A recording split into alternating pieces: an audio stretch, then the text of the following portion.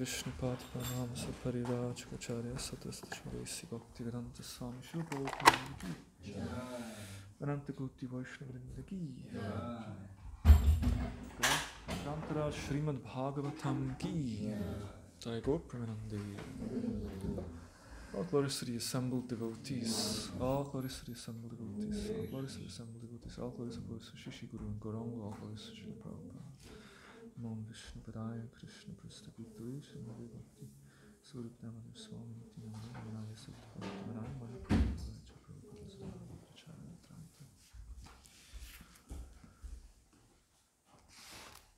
we're reading from the Transcendental Diary.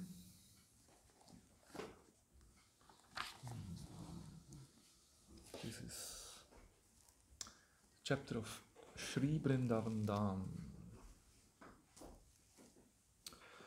Prabhupada said it was natural for Draupadi to lament. Even though she and her husbands were directly connected to Krishna, they still had to undergo suffering.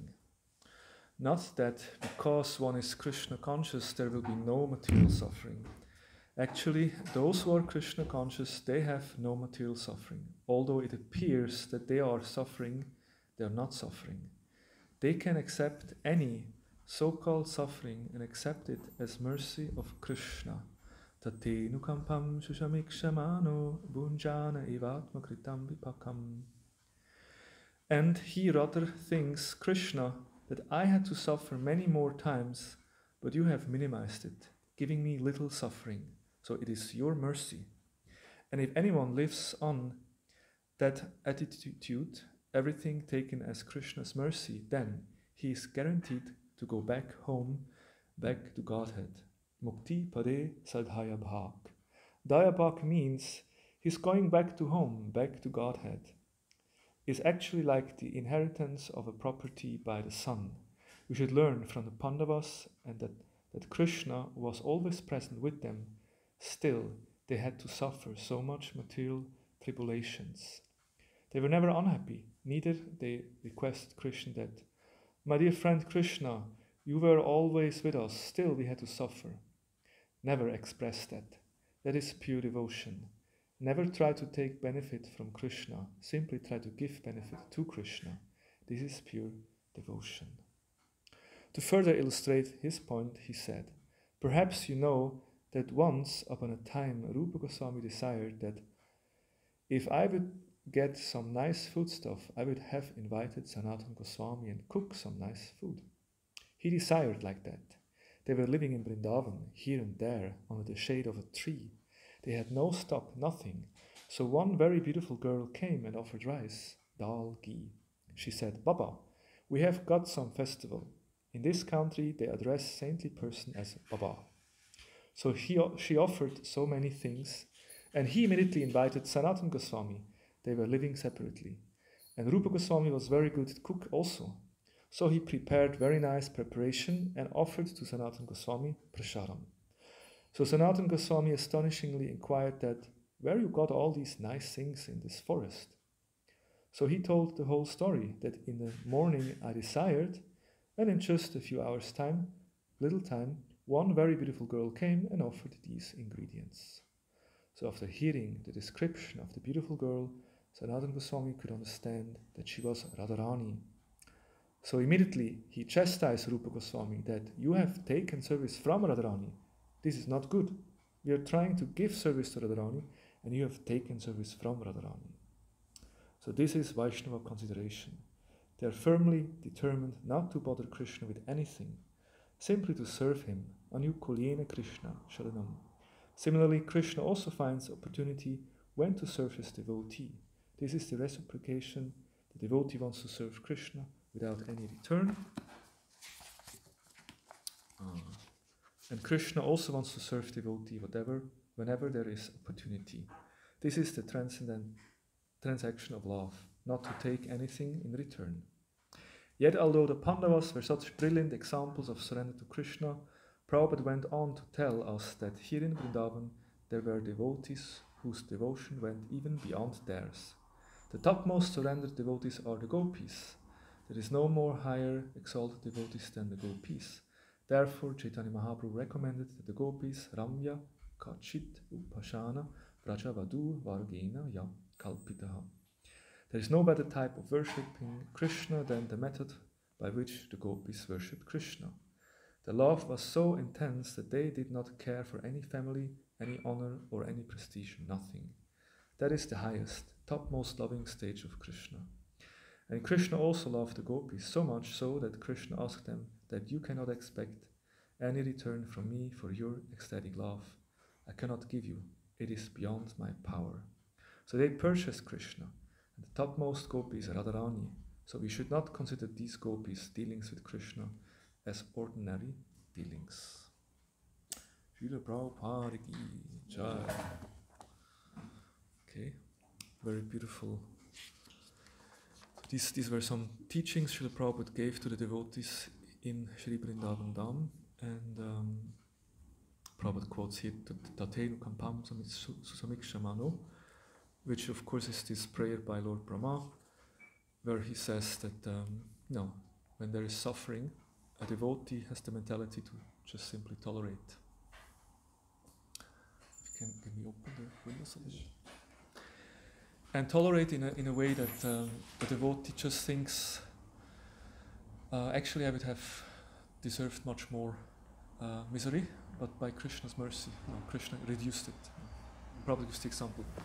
No, I should have cut my finger completely. Now it's just a little cut. So, like that's the mentality. And the devotee continues with his mind, with his heart, with his words, action. He worships Krishna and just tolerates, knowing that actually he's the cause himself by his previous activities. It's karma. And if someone tolerates like this, then the word is here, sadhaya bhag, he becomes like the inheritant, like the son who inherits the property of the father. So similarly, he gets the benefit of receiving liberation. I mean, liberation in the sense of devotional service. And then Prabhupada describes pure devotional service, which means to always give Krishna, not to take. Okay. Transcendental Diary.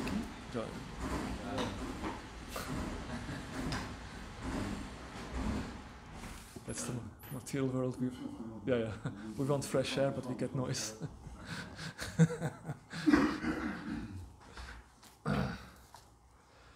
Okay, then we start with the Bhagavatam. Om Namo Bhagavate Vasudevaya.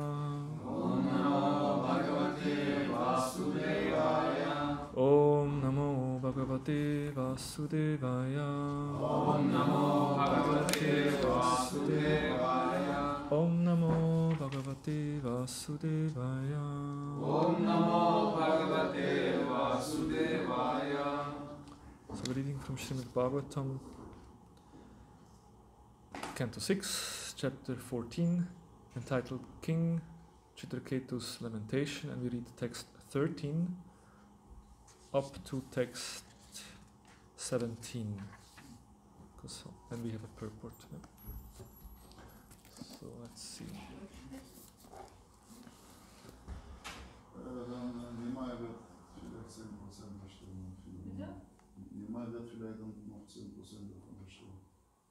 Also eine Person spricht nicht Deutsch.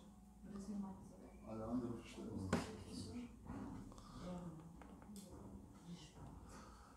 Und für die Mother ist auch besser. Okay, we'll recite the Sanskrit. That's common language for everyone. Then I will continue. Natasya sampada sarva. Natasya sampada sarva. Mahishyo vamalochana. Mahishyo vamalochana. Sarva bhaumasya bhumscheyam. Sarva bhaumasya bhumscheyam. Abhavan pritihetavaha. Abhavan pritihetavaha. Natasya sampada sarva. Natasya sampada sarva. Mahishyo vamalochanaha. Mahishyo vamalochana. Sarva bhaumasya bhumscheyam. Sarva bhaumasya bhumscheyam. Abhavan pritihetavaha. Abhavan pritihetavaha. Natasya sampada sarva. Mahishyo vamalochana. Sarva bhaumasya bhumscheyam. Abhavan pritihetavaha. Natasya sampada sarva. Natasya Mahishyo Vamalochana Sarvabhaumasya Bhushteyam Sarvabhaumascha Bhushchayam Abhavan Priti Hetava Abhavan Priti Hetava. Vaishnavis?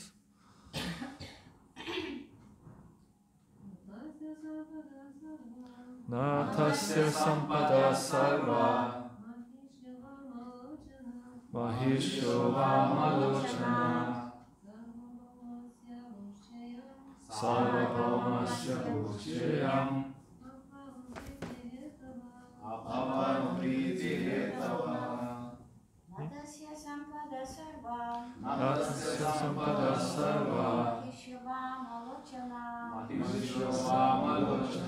Sarvabhaumasya Bhushchayam Sarvabhaumasya Bhushchayam Abhavan Priti Hetava Abhavan Priti Hetava Na, not Tasya, of him, Chitraketu. Sampadaha, great opulence. Sarvaha, all. Mahishya, the queens. Vama Lochanaha, having very attractive eyes. Sarvabhaumasya, of the emperor. Buhu, land. Cha, also. Iyam, this. Abhavan, where. Priti Hetavaha, sources of pleasure. Translation by His Divine Grace, A.C. Bhaktivedanta Swami Srila Prabhupada Ki Jai. His queens all had beautiful faces and attractive eyes, yet neither his opulences, his hundreds and thousands of queens, nor the lands of which he was the supreme proprietor were sources of happiness for him. So, this is the description of the state of King Chitraketu. Here is described that although he had many wives, we heard how many he had. How many he had? 10 millions. So they were all beautiful. They were all very attractive. And he had a lot of land, and he was the supreme proprietor over all these sources of wealth, but still he was not happy. Okay, then we read next text, text 14. I'll just read and then the translation. Tasyaikadhatu bhavanam angira bhagavan rishi lokan anucharan etan upagachad yadrichaya. Translation. Once upon a time, when a powerful sage named Angira was traveling all over the universe, without engagement, by his sweet will, he came to the palace of King Chitraketu. Once upon a time, that's usually how stories begin, right? There is no purport.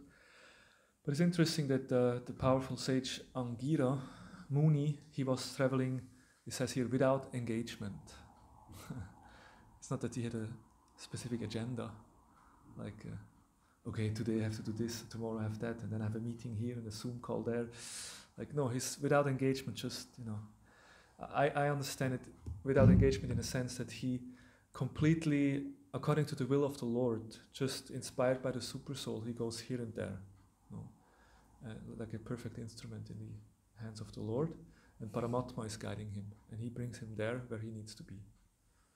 And the Bhagavatam also explains that, when such saintly persons travel, they go from door to door and they beg, but they're not going there to actually beg food.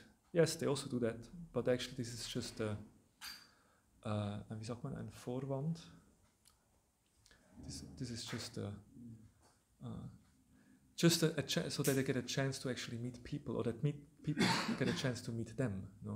So they're going to give association to all the devotees, all the people in the streets, on the houses, and to actually give them sadhusanga. And that's because of their compassion.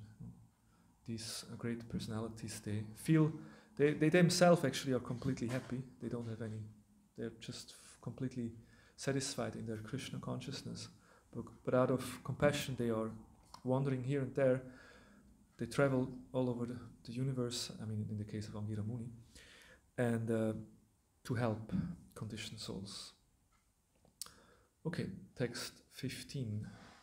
Tam pujayitva vittivat pratyutanartanadibihi kritatityam upashitat sukhashinam samashitaha.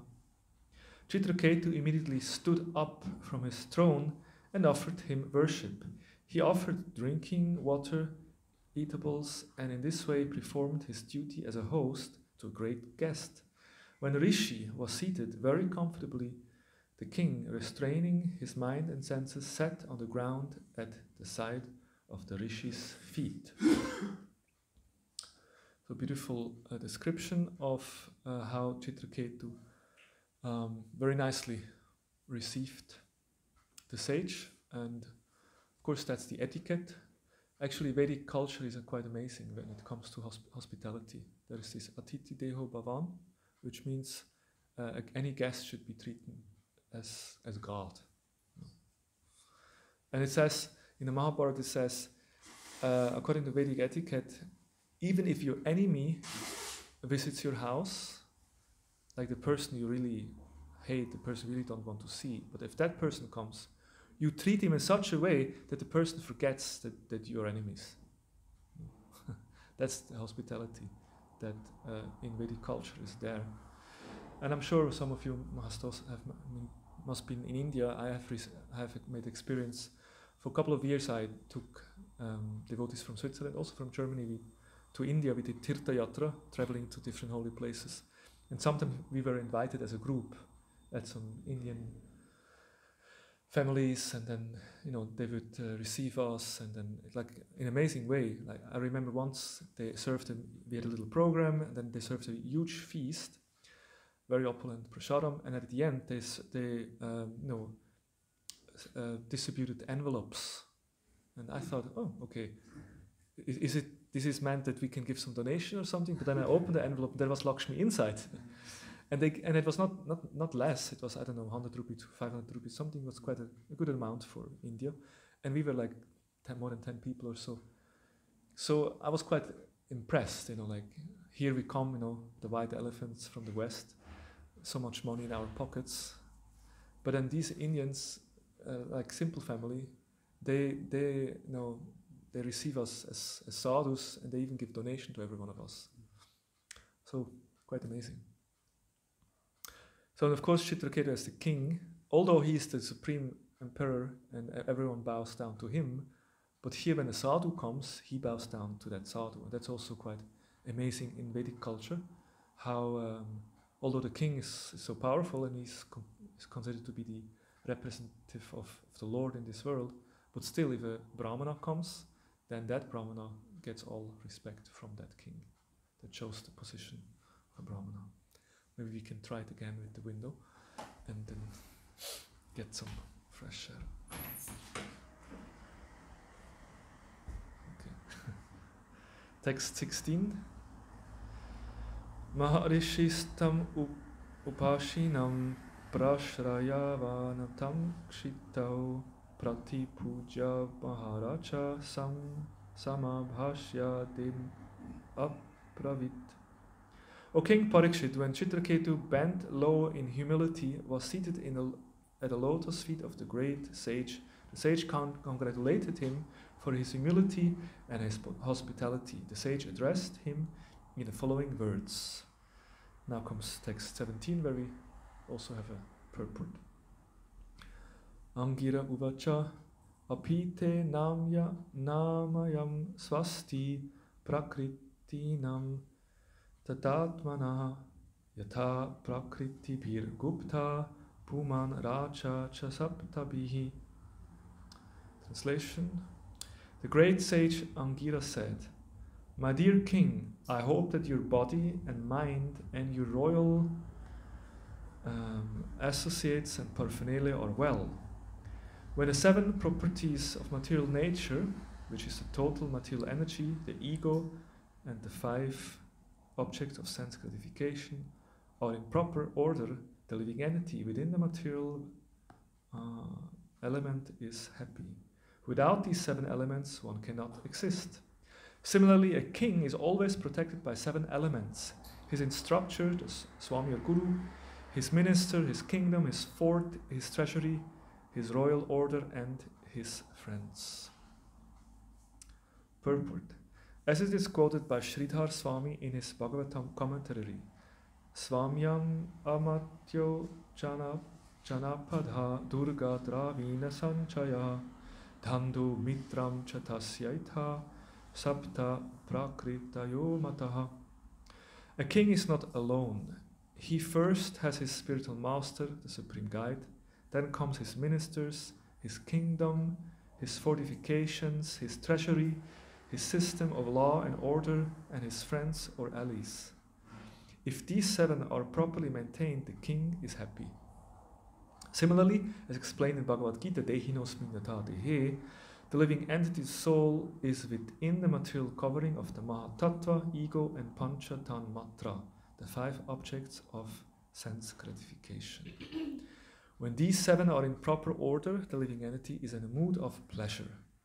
Generally, when the associates of the king are quiet and obedient, the king can be happy. Interesting.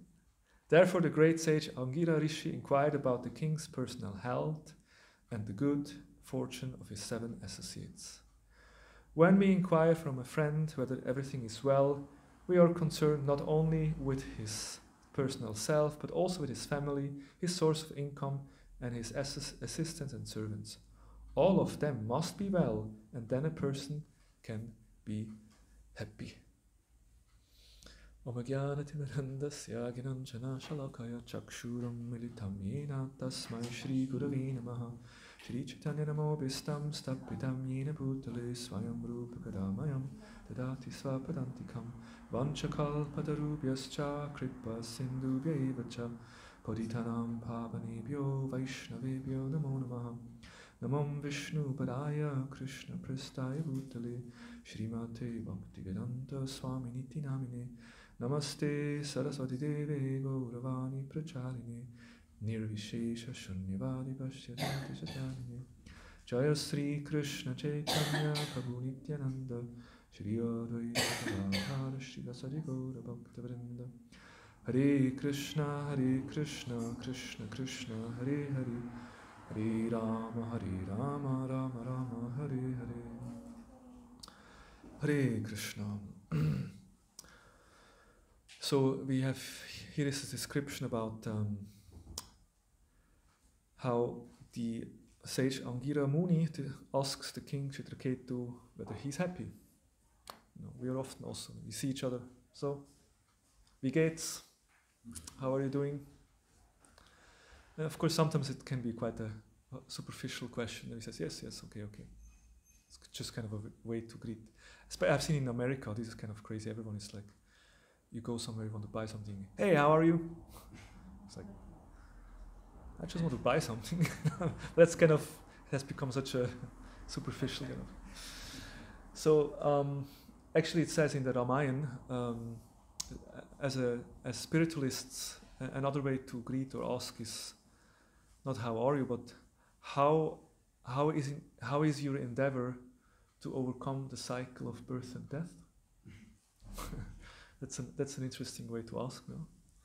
How are your endeavors, like, or others we can also ask, so how is your bhajan? How is your japa, Prabhu? Okay, how is my japa? Oh my God.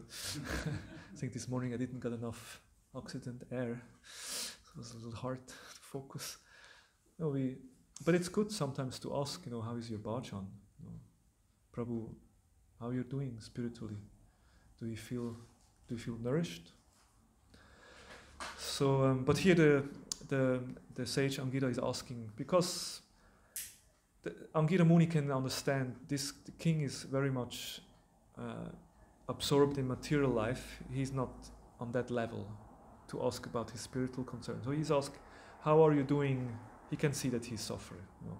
Angira Muni immediately can see the king Chitraketu is suffering. So he's asking, how are you doing? And here it says, there is actually 3 analogies. We find two in the translation, and Prabhupada gives a third one. The analogy given here is there is the conditioned soul. The jiva is in the material, in this material condition. It's in the Mahatattva. It's kind of the total of material elements. The conditioned soul is there, and there is the false ego. The false ego is required to exist in the material creation. It gives us the false identity. And then there is the Panchaman Tatra, is described here. These are the five sense objects, which is Shabda, sound, and Sparsha, touch, and so and Rasa, taste, right? These different objects of the senses. The senses always want to, the eyes want to see something beautiful, the hands want to touch something, the tongue wants to taste something, the ears want to listen something, and so on. So that's basically the material setup, and if they are all kind of balanced or in a good situation, then the living entity in that body can get some happiness. But if there is some disorder, something is imbalanced, then there is suffering. So that's the analogy. And then it says, similarly, a king, he's always protected by 7 elements. Well, and these are the guru, his own guru, then the ministers that give advice, his own kingdom, his fort. Usually the palace has these huge walls, like we have also here. I'm sure, I think in Germany there is also many fortress, Burge, no? You still find some. So the king is protected by these, and then by his wealth, of course, because wealth also brings power. By his royal order, by his, the fact that he's the king, by the law, and then by his friends. Maybe he has friendship with other kings and like that. So these give him protection. And the point is only if they are all kind of in a good position, or then he can be happy.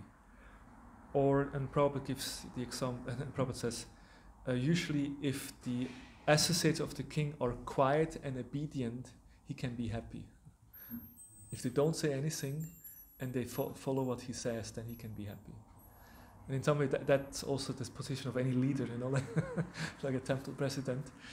If everyone is quiet and follows what he says, then he can be happy. Of course, it requires much more. You also have to develop good friendship and relationship with the devotees and so on. But, this is in a very simplistic way, probably. The point is, if people complain and if people don't follow, then there is a lot of trouble for a leader.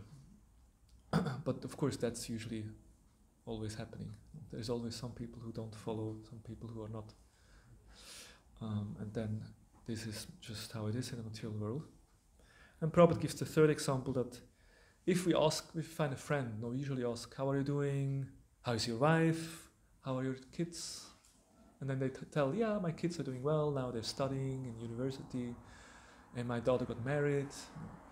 That's how we define our happiness is very much connected to all of these things. If my daughter just got divorced, or my grandchild died, these kind of things affect us. It's not so.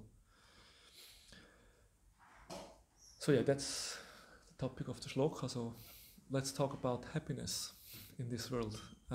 Is it actually possible? Can we? What would you say? Can we be happy in this world?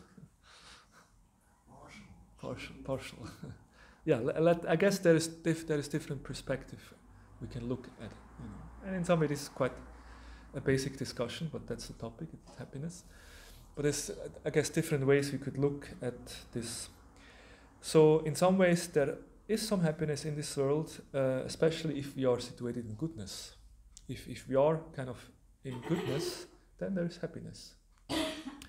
And Bhaktivinoda Thakur is also interesting. Bhaktivinoda Thakur has written an important book, the Chaitanya Shikshamrita, which is not so well known in ISKCON, but Bhaktisiddhanta would used to say that the Jaiva Dharma and the Bhakti Chaitanya Shikshamrita are like the basic Krishna conscious books that everyone has to read when one takes initiation.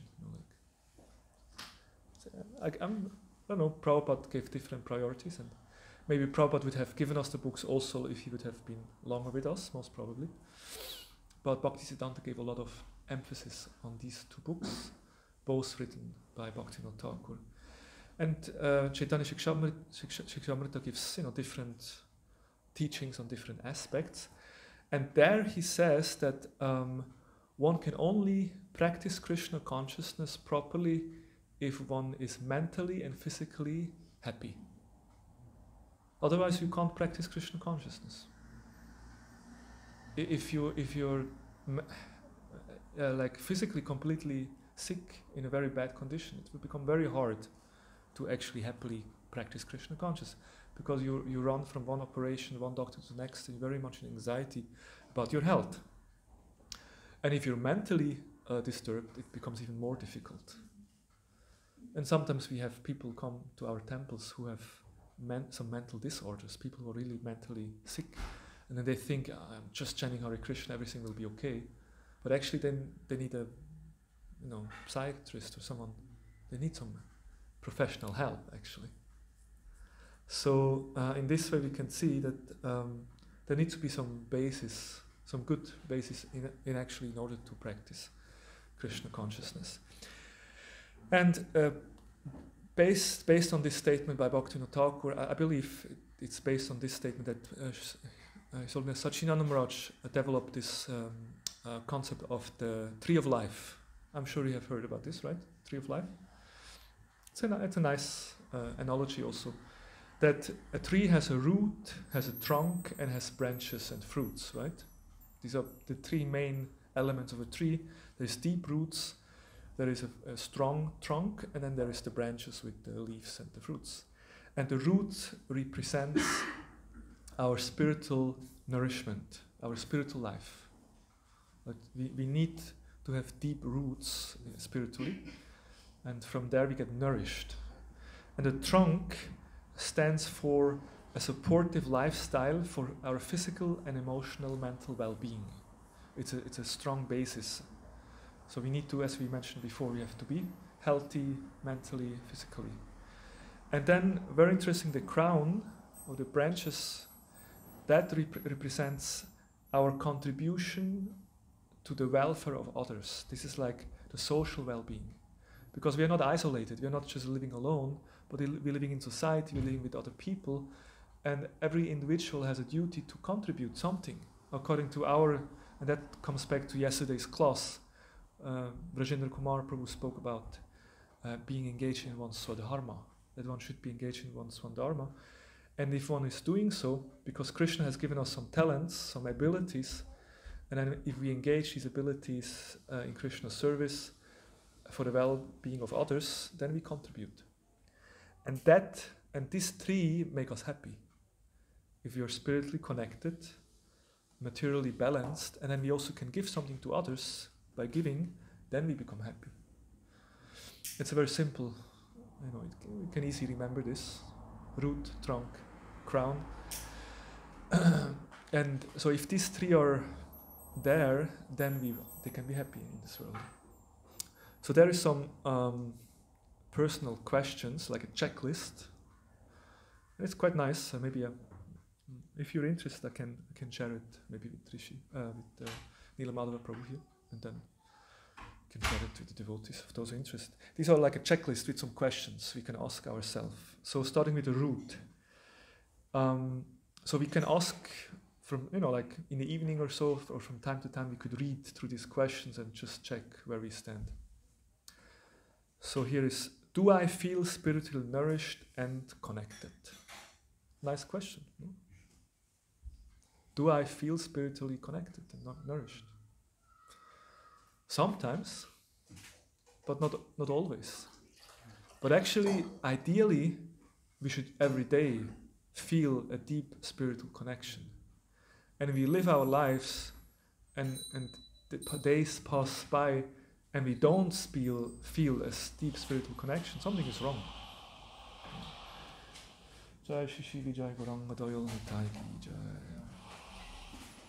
So if yes, then how can I maintain my state? If I feel connected spiritually, so how can I maintain it? If no, where have I been neglectful? And what can I do to nourish myself spiritually? Maybe I have not been reading for a couple of days. You know? Like in my case, I know when my mind starts to bring up some crazy stuff or some material desires too much troubling me, then oh, wait a minute, when did I read? No, last 2 days I didn't read Bhagavatam or something. So you can immediately see, because if you regularly read, you always get spiritually strong and the mind is kind of controlled by the intelligence. But if you stop reading, oh my God, then the mind goes crazy. So then, second question, what time of the day and in what space do I have my spiritual practice? Of course, for temple devotees, usually we do it in early morning. It's kind of easy. Is my setting favorable to be in the present moment, or do I maybe have to rearrange my schedule or environment to create that sacred space? Like that's also Kadamba Kanamraj spoke often about this sacred space. Sachinanda Maharaj speaks about it. We need to, there is a sacred space within our hearts, and ideally, if we spiritually practice nicely, then we, in our meditation, our japa, we actually enter that sacred space.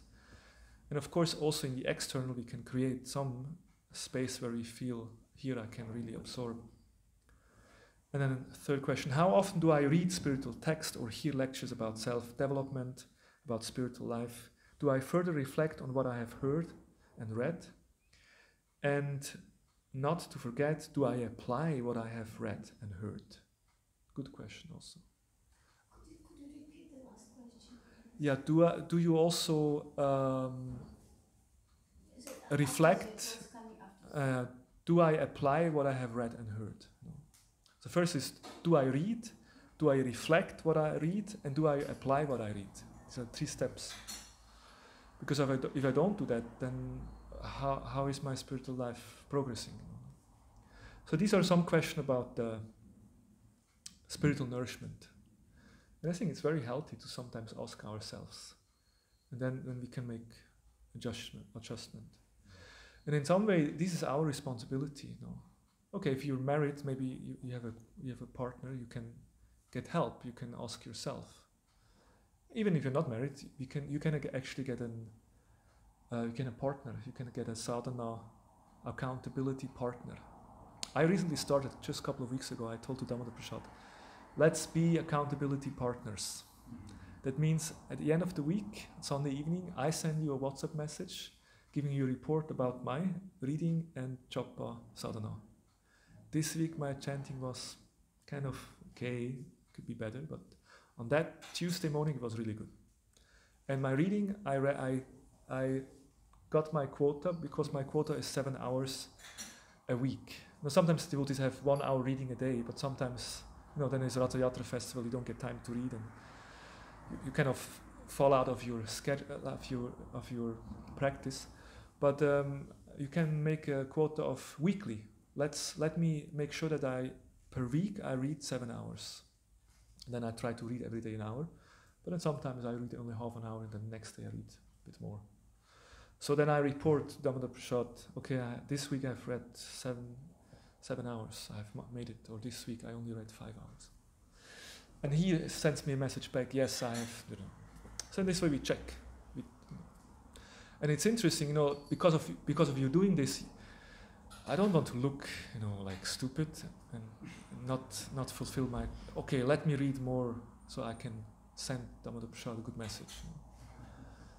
No, on our own we don't mind so much. Like, okay, I didn't read today, I don't mind.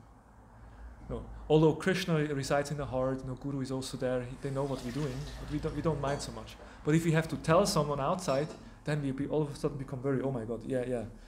My reputation. I'm spiritually strong. Yes, I have chanted very good rounds. This is how it works. But it's good to have these kind of checks. Then the trunk, a supportive lifestyle, we can ask ourselves, do I feel physically, emotionally nourished? If yes, how can I continue that? If not, what are the reasons? what do I do to stay healthy? What about my exercise, my diet? Do I do some exercise? Like I didn't do any exercise for my whole life till I got back pain. Then I was forced to do something. And even then I didn't do, and I have to again have more pain. Learned it the hard way. So in this way you can also reflect on our balanced lifestyle of, exercise, sleep, diet. And then finally the crown.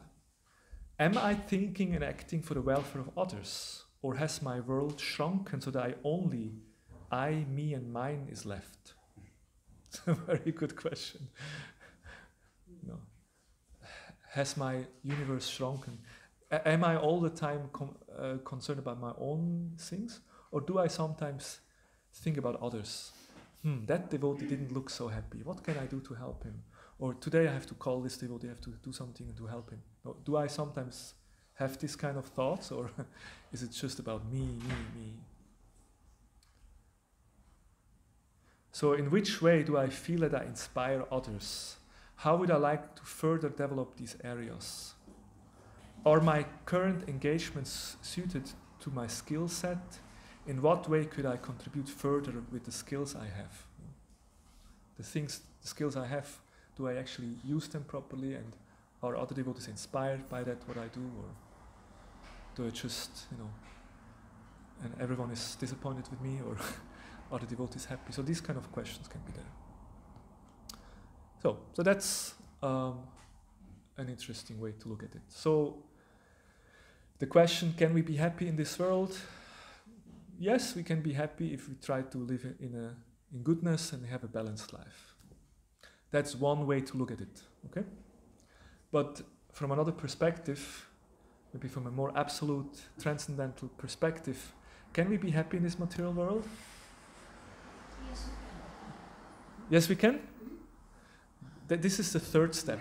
The third step is the transcendental spiritual level, because Bhaktivinoda Thakur says, wherever, in all the four directions I look, I only see transcendental bliss. There's only happiness. But that's a very high level. We spoke about the general level of goodness. You can be somehow happy if you kind of balance. But from an absolute platform, actually, in this material world, nobody can be really happy, because this is a very miserable place. And of course we know that, but it's sometimes good to hear it again. Why is it good to hear it again? Because we keep forgetting it. Yes, we keep forgetting it, and especially, although we understand Krishna conscious philosophy, in some part of our brain or in our heart, there is still a spot, we still have hope to find some happiness in the material world through sense gratification. Yes, I know it's not going to work. Maybe with that girl I can be happy, or with that husband, he's a hero, he will make me happy. Or if I just get more money and get this kind of facility, then I can be happy. So that kind of actually foolishness, that kind of ignorance, usually is still somewhere there in our consciousness. We still have some hope. And as long as we have hope to be happy in this world, we are in troubles. A Krishna conscious person becomes very sober, and he understands in this material world, actually there's nothing to get. And then that makes us more focused on spiritual life. So that's why it's good to hear it again. So there is different ways to look at this, but one way is to see how there is happiness. Of course, there is some happiness, but this happiness is always mixed with pain and suffering. Yes. What is your name? Kamala Patna. What is your favorite sweet dish? Something made of nuts. Something made of nuts, like a hazelnut ice cream or a pudding? Ice cream. Not ice cream. Ladu. Ladu, hazelnut ladu. Let's say a ladu with nice hazelnuts inside. So if you have a nice plate with these ladus and you want to eat them, and if someone comes and just drops some sand on it, Wouldn't taste so well. right? It's still sweet. It's still sweet, but you know, while you're chewing it, you have the sand in between the teeth. You know, that kind of spoils the whole thing, right? And that's basically what we get here in the material world. That's basically what we get. Yes, there is happiness, there is some pleasure, you know, whether it's hazelnut ladus or Sachinanda Maharaj would say, I think, strawberries with Schlagsahne, sugar on top, some cream on the top. I think that's his favorite.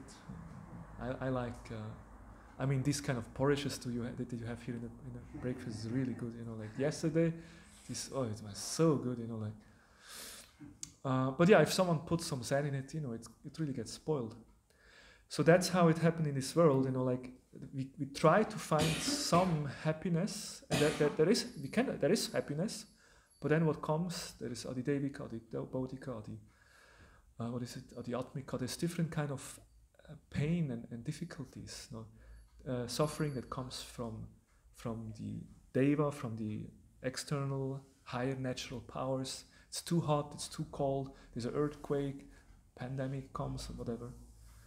Then there is suffering from other living entities, you know, someone is becoming angry with me, punching me in the face, or saying something bad.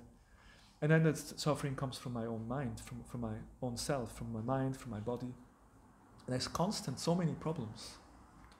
So that's kind of that's how the material world is kind of designed.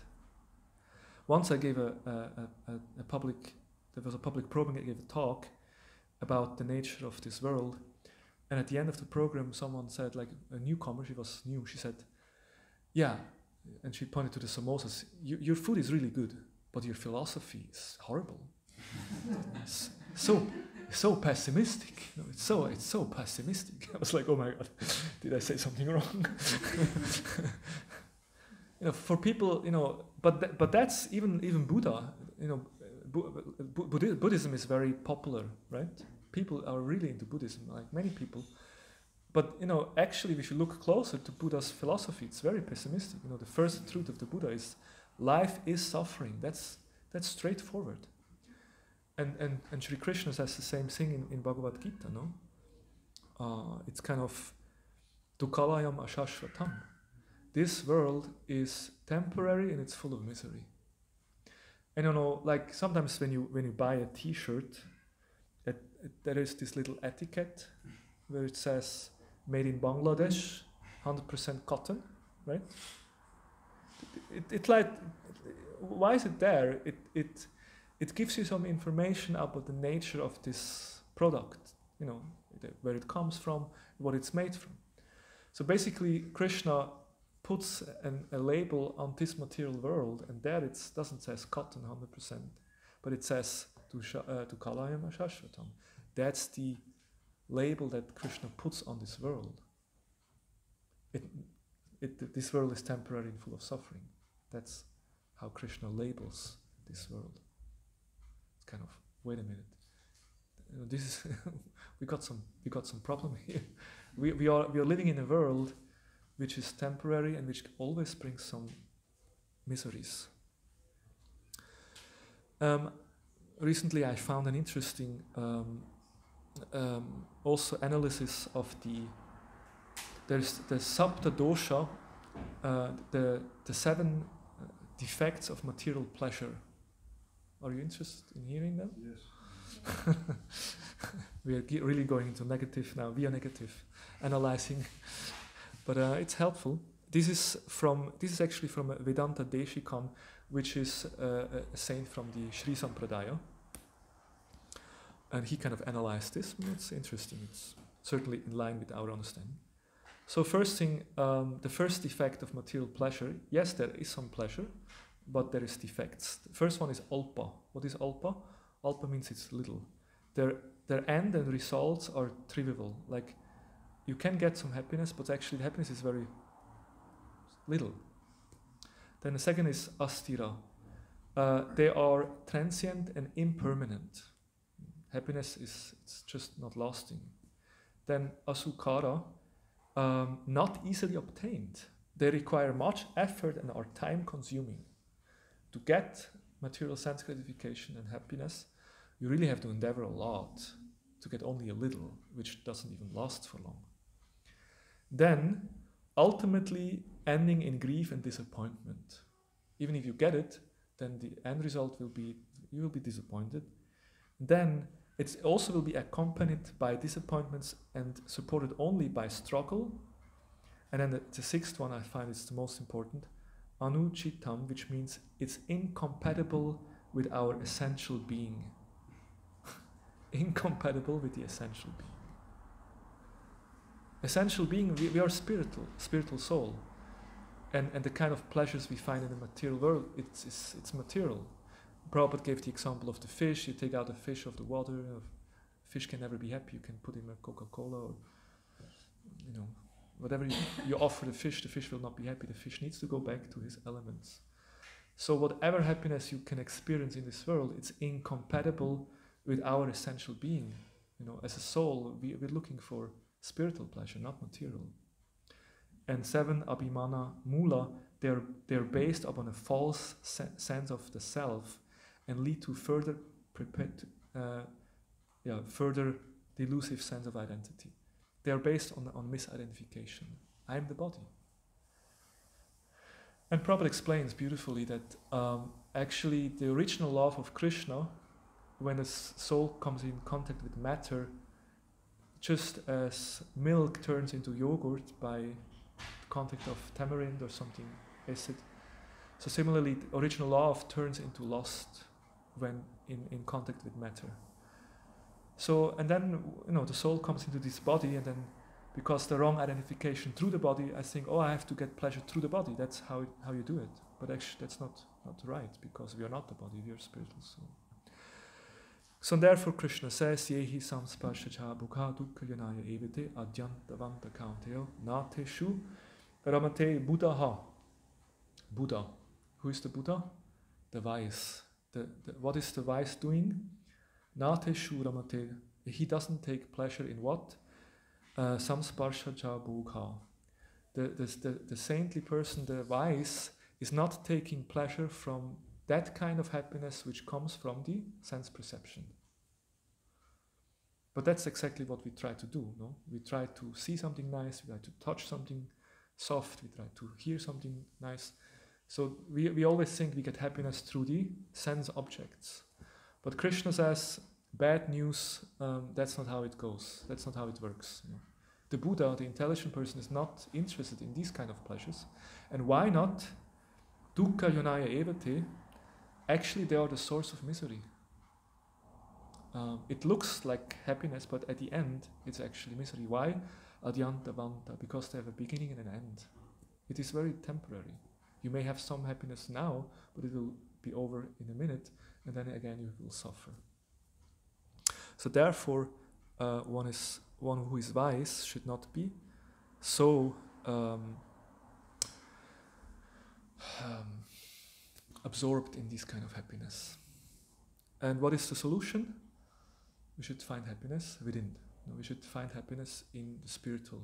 And for that, of course, we require that higher taste. That's why higher taste is so important. And I find this is quite interesting. Sometimes we think higher taste is something I will attain in the future. Ruchi, it's very high. Now I'm struggling and I just do whatever I can, and in the future some higher taste will come. Is this a good idea? Why not? Because if we don't get a higher taste, we will go for a lower taste. This is very simple. If I don't, and that's why, again, it's good to sometimes reflect in the evening, before you sleep. Okay, sometimes it's good you lay in bed, you just go again through your day, and then you ask a couple of questions. And one question you should ask, have I felt spiritually nourished? Have I felt like really spiritually blissful today? And if I have not felt spiritually blissful, why not? I mean, we are practicing Krishna consciousness, it is such a susukam kartam avevyam, it's practice with happiness and pleasure. And if we have not experienced some deep happiness in our hearts, something is wrong. Because the point is, if we are not feeling that happiness and not that higher taste, eventually we'll go for the lower taste. We again try to, go for some illicit happiness, things which we should not do. And therefore, it's like a personal endeavor that we always should try to really go deeper in our spiritual life. Let me go deeper. Let me cry for Krishna. Let me connect deeper, and then I get some deeper happiness, which then will give satisfaction, and then I don't have to go for the lower one. There is more we could say more about this. In the Gita we find many, and also the Bhagavad, many shlokas about what is true happiness, but I think we will leave it for this for the moment. Here the king Chitraketu was asked, how are you doing? And Angira Muni could already see he's not doing so good. And in our lives we should also ask ourselves how I am doing from time to time. We spoke about the tree of life, different ways to reflect. And then we also did a little analysis that, of course, in this material world it's actually difficult to find true happiness. Therefore we should go for the spiritual happiness. That will give us satisfaction. Hare Krishna. Any comments or realizations, questions? Yes. How do we reflect on what we read? What's the best way to reflect? What's the best way to reflect? Well, I guess there's different ways to do that, but it's certainly nice when we read scriptures, when you read Prabhupada's purports.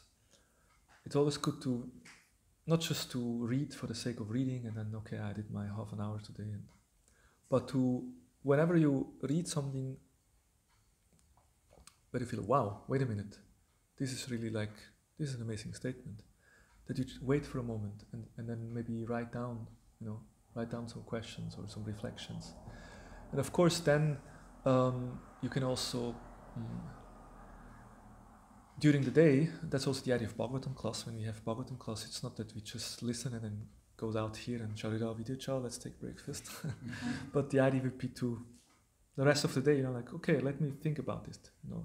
That reflection means there is an example in Shastra given that there is like these 3-4 stages that we read, then we reflect, then we really have a deep meditation in the heart, and then we pray and apply it. It's like these 3-4 stages. And the example is given just like food. You take food, you put it into your mouth, you chew the food, and then you swallow it, you digest, and then you get energy. Right? That's how you... So similarly, taking food is like reading. So reading something is like taking food. And then chewing food is like reflecting about it. And then really deeply meditating about it is like digesting it. And then if you really digest it, you pray and then you apply it and then you get the strength. So that's how we can try to absorb that what we read in a more deeper way. Yeah, that requires some introspection and another way we can also an active reading can also be asking questions, that you have questions in mind even before you read, and then you read and then you look for answers in the text. Yes, there's many different ways to enhance one's study. Mm-hmm.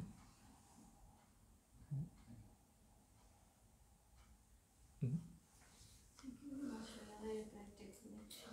Yes, today was practical. We tried.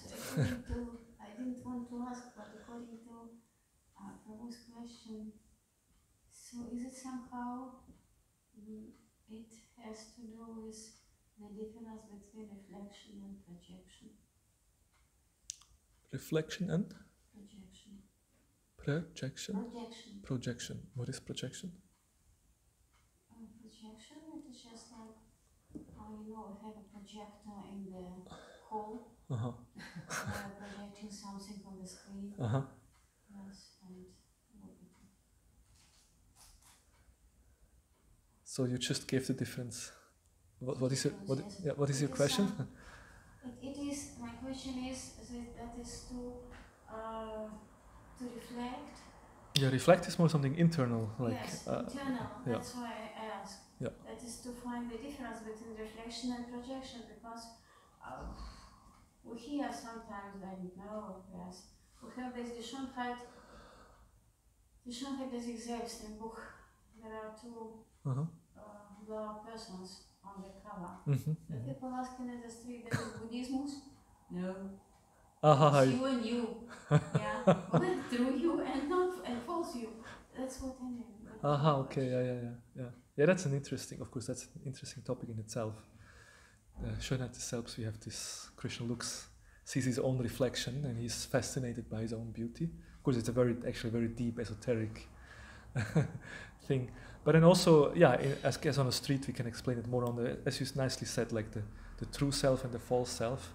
And that also is in regards to our topic today, because we are all ananda maya abhyasat, we are looking for happiness, but we're looking on the wrong place. That's our problems, because there is the original world and there is the reflected material world, and we're always looking happiness in the reflection. How can you be happy if you try to, get only the reflection, the reflection of a breakfast? What can you do with the reflection of a breakfast? Like you need the actual breakfast, and I'm already looking forward to it because it's always so good here. But you need the real thing, right? Yeah.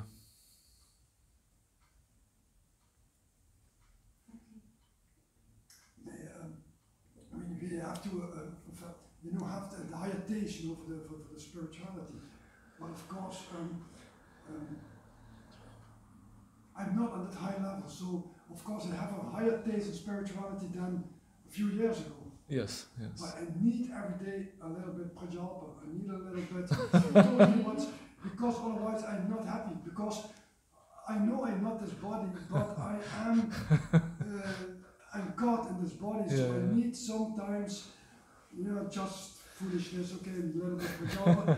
Then it can be a little bit happiness, a bit laughter, and then I go further. This is very honest reflection. I remember once, I think a sannyasi told how he was doing, like in Vrindavan or so, really like 64 rounds chanting. He was chanting like 64 rounds, like serious spiritual practice. Then he walked into the guest house of his room, and then there was a newspaper, and his mind immediately went to the newspaper and wanted to look at the newspaper. And he said, wait a minute, I was just chanting 64 rounds. I'm supposed to be fully absorbed in Krishna consciousness, and now my mind wants to read newspapers. But that's how the mind goes, like especially on our level. I mean, that was a Swami, but like on our level, usually the mind is so much focused on still having taste in these kind of things that sometimes, like it becomes almost a bit too much Krishna consciousness. Like especially if you live in a temple, there's every day the whole program. And for the mind, it becomes like, okay, Hare Krishna, Hare Rama. It becomes almost a little too much Krishna conscious. So let me, scroll through the social media and find some nonsense video just to get some balance. It's kind of natural. And that's an interest. That will come in one of the next shlokas. Prabhupada says, the question is also how are you controlling mind going on? And Prabhupada says this is the most important factor in happiness. Most important factor in happiness is how you're dealing with your mind. And there's many description in scriptures how to deal with the mind. Sometimes Bhaktisiddhanta says you should beat your mind with a shoe and a broomstick. And sometimes Raghunath Das Goswami says, oh my dear mind, I beseech you with sweet words, please. There's sometimes different. The mind is like a small child. Sometimes the child needs, some strong words, don't do this. And sometimes the child needs some sweet. So, or like a horse, you can't have the reins too loose or too strong. You have to balance. So sometimes we do spiritual life, and then sometimes we need to give the mind a little bit a break. But if we do that, we should do it very consciously, and we should try to do it in a most sattvic way. Like in Bhagavad Gita, it's described about also balance. A yogi should not eat too much, not sleep too much, and then it's about recreation. And Vishnavacharya Thakur says, recreation, like holiday or Freizeit, for a Vaishnava is a walk in a forest. Very sattvic. So we should, if we want to do something to balance, we should try to do it. The more sattva, the better. It's not that we go somewhere in a nightclub, so to balance, right? We have to balance in a sattvic way. But yeah, that's there. Thank you for sharing. All right, it's 9 o'clock. Thank you very much. Grantaraj Srimad Bhagavatam Ki Jai, Srila Prabhupada Ki Jai, Jai Gaur Premanande Hari Om.